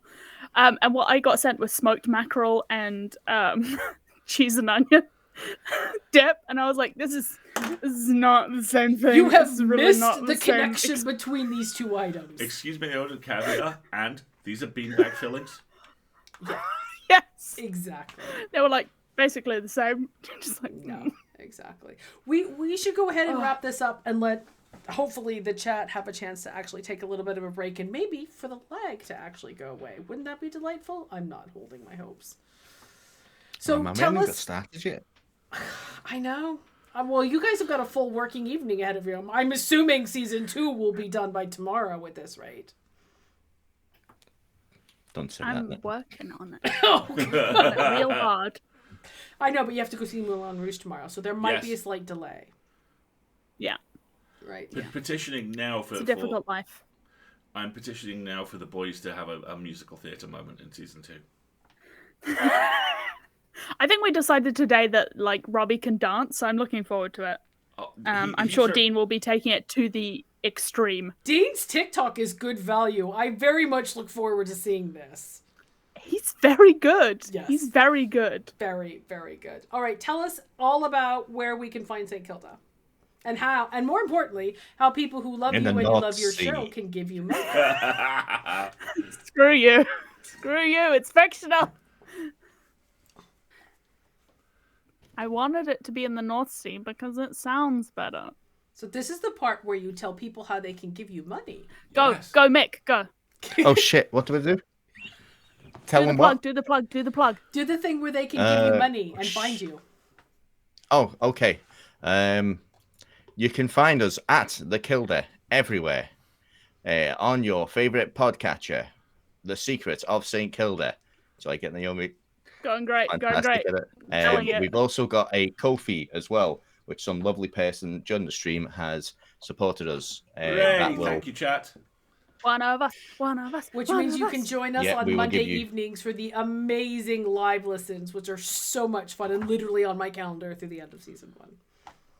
yeah. And also get access to the Discord, which is where you get to see all the extra content, like the secret cut of the Angelique and Sasha scene where the whole building is apparently demolished as a garbage truck reverses into the room, It is which I would Driven by delightful. Matthias. And the, Yeah, I the surprise John Cena cameo. Gotta love the yeah, surprise I John Cena like cameo. to I like to just make a little mix of a scene because when Naomi and I are doing some late night edits and final polishings, it gets a bit long. It gets the like night. 2 a.m. and we're both like, Yeah, and then I'm like, what'll be funny? You know what'll make Naomi laugh? This ridiculous thing that I'm going to do right now and not tell her about. And I'll play it like it's all normal, nice and happy. And she's like, what the fuck have you done?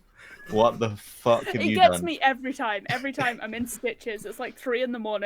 and I'm just like creasing myself because of like he found a clip where someone just goes, "What the fuck is this?" Like, and so they're having the council meeting, which happens, but no spoilers. And in the background you can just hear a guy going, "What the shit?" And I'm just like, God damn it! God damn it! Yeah, that made the cut. Did I it? kept that buried in. it. He buried it. Yeah. It's in there if you listen really carefully. Oh, Yeah, I'm there's definitely... a lot of stuff if you listen really carefully. I've added just like little bits and pieces in all throughout that people are going to be finding for years to come. Yeah. Just going, what happened here? Why is this a thing?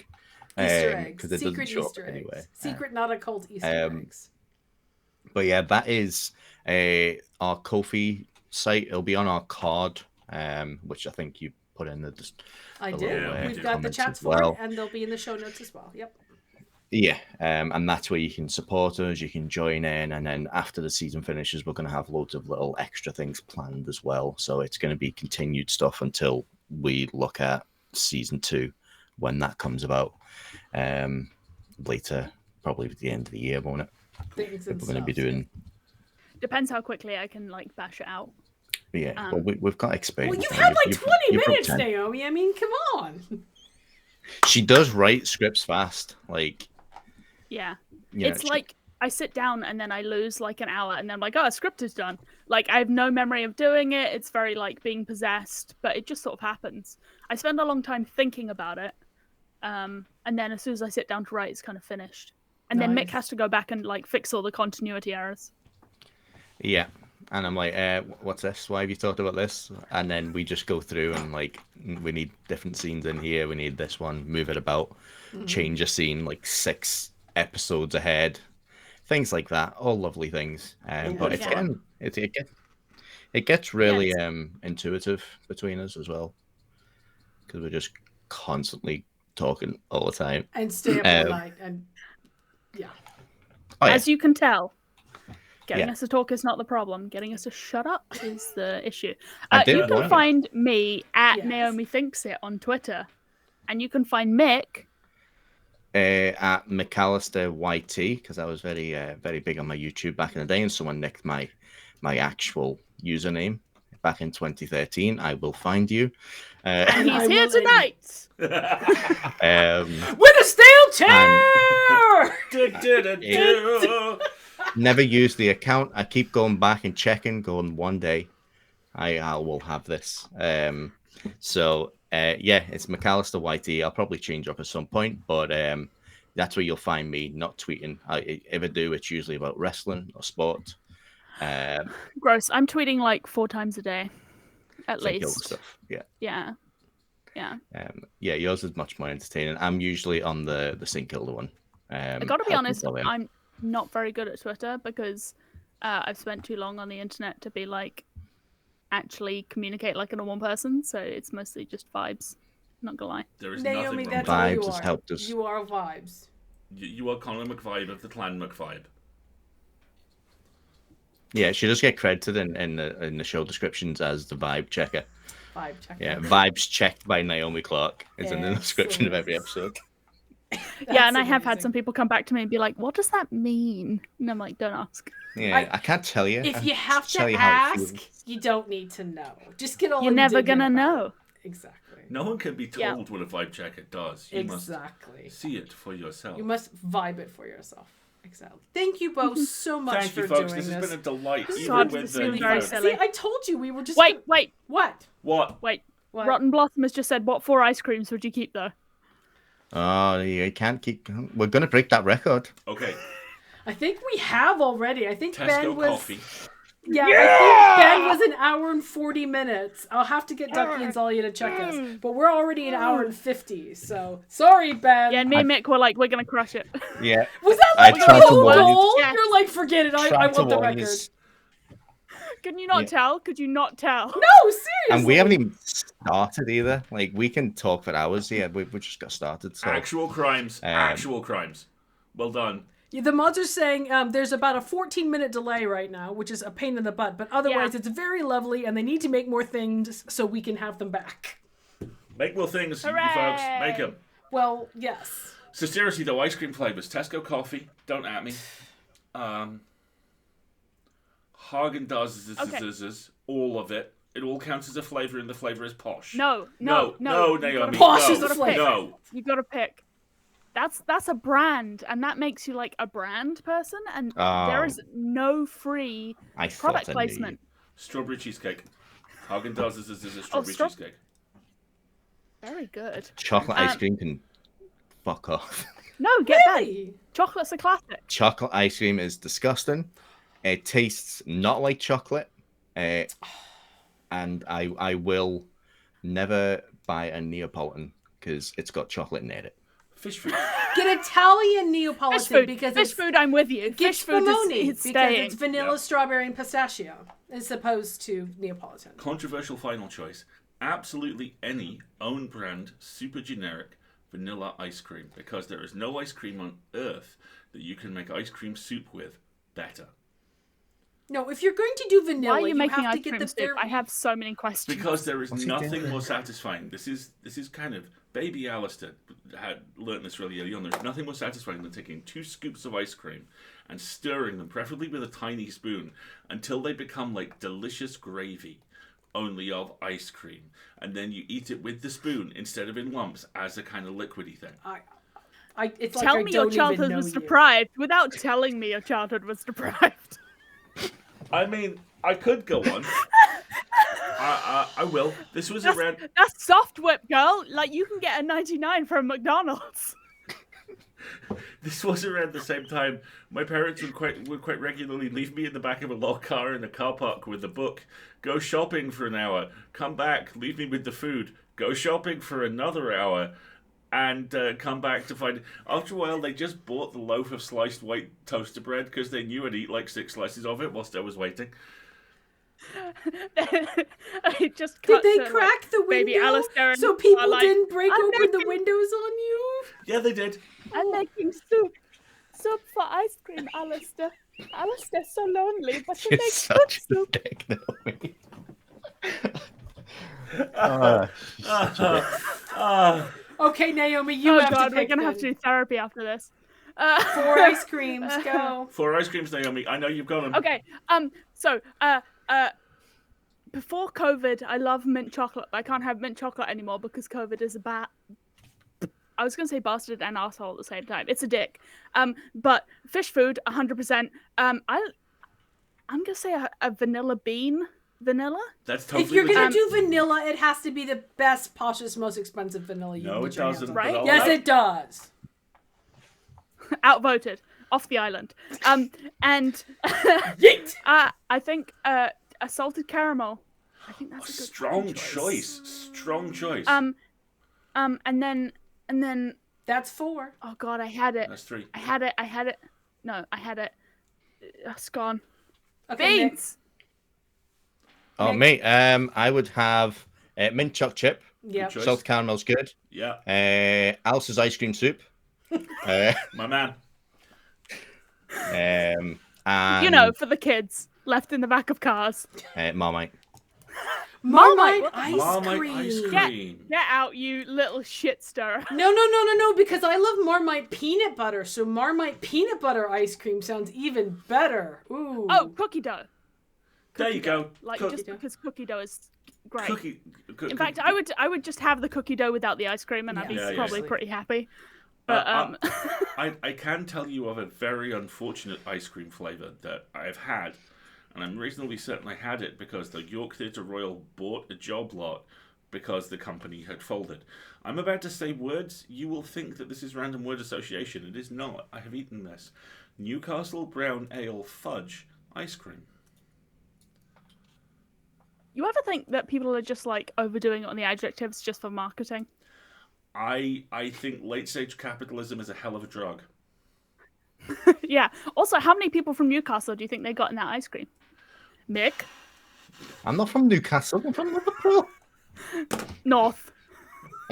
Oh my god. Oh my god. Oh my god. Oh my god. No! Oh. Put that down! Walk away! North. No! I just love Mick, it.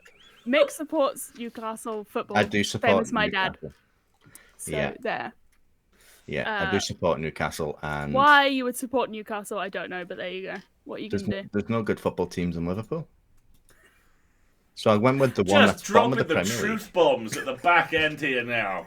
See, now we're getting I'm real. gonna get angry Doctor Who fans up in this chat any minute. I It's gonna actually be your fault. convinced all my friends as a child that Alan Shearer was my dad. Oh, you were that And- kid. Oh, I always and liked that some- kid. And none of my friends follow football, so they didn't know if it was true or not. It wasn't. Spoiler. Can you imagine if you were like, surprise? He is! Here we go. And he's here Smash tonight. Cut, smash cut to another camera in Mick's house. And Alan Shearer's just like, I'll be going then. Play, son. I think I added him a couple of years ago on Twitter, just with the word "dad?" ? And then just left it at that. You see, Oh, I'm really starting to get the partnership dynamic here because, you know, Naomi is that kind of, yes, you're going to do this and it's going to be amazing and we're going to go over here. And then Mick just comes in after you and goes, knife. St. Kilda! Ta-da! it's a beautiful partnership. They're stabbing. He's my work wife, and I would have no one else. He's exceedingly talented. He's so clever. He and also a lot of our like communication is entirely non-verbal. We're just like brain vibes. And he's very good at when I'm like, I feel like it needs to be like more, but left. Interpreting that, which is really a gift. And he's also he has a lot of technical skills, and he's taught me a lot. And he's also really good at building people up and, helping people like improve and get better. He's very good at being bad cop, which I cannot do. You know, he knows he's good at like setting boundaries and thinking about things, and he's my boy. I like to play a heel sometimes. Yeah. That's I my just vibe. am a heel, so No, you were vibes. You are not. Okay, yeah, I'd say you are the heel to me. And on that The amount of charming abuse. note, why don't we say chat? We're gonna put this on a break for a moment to say goodnight to Naomi and Mick, and hopefully maybe let the stream catch up. And 2 minutes before midnight, so the time to beat future stream guests is 1 hour 58 minutes. Oh wait, give us 2 more minutes. No. You have to come back if you want to beat your You're allowed own one record. flavor of crisps. What is it? All right, we'll be back in just a minute. Strong chat. cocktail. Good choice.